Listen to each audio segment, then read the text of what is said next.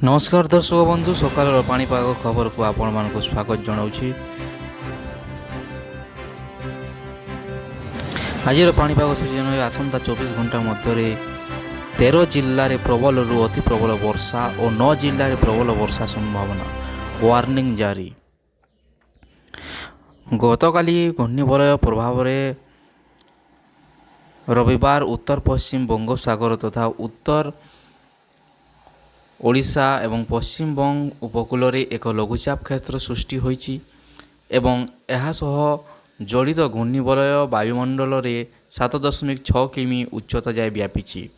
एहार प्रभाव रे आगामी 2 दिन पर्यंत राज्यर विभिन्न जिले में प्रबल रु अति प्रबल वर्षा संभावना रही बोली भारतीय पाणीपाग विभाग भुवनेश्वर स्थित आंचलिक पाणीपाग विज्ञान केन्द्र पक्षर एक सतर्क सूचना जारी करा जायछि। आसंता 24 घंटा मध्य अर्थात 26 तारीख सोमवार अपराह्न मध्य पश्चिम ओडिशार सुंदरगढ़, झारसुगुड़ा, संबलपुर, बरगढ़, सोनपुर, देवगढ़, केन्दुझर, अनुगुल, बौद्ध, कंधमाल, बलांगीर, नुआपड़ा और कलाहांडी प्रभृति 13टी जिलार केतेक स्थान में प्रबल रु अति प्रबल वर्षा हेबार संभावना रही। सेतिपई एही सबु जिला को भुवनेश्वर स्थित आंचलिक पाणीपाग विज्ञान केन्द्र पक्षरु कमला चेतावनी बा ऑरेंज वार्निंग जारी करा जायछि।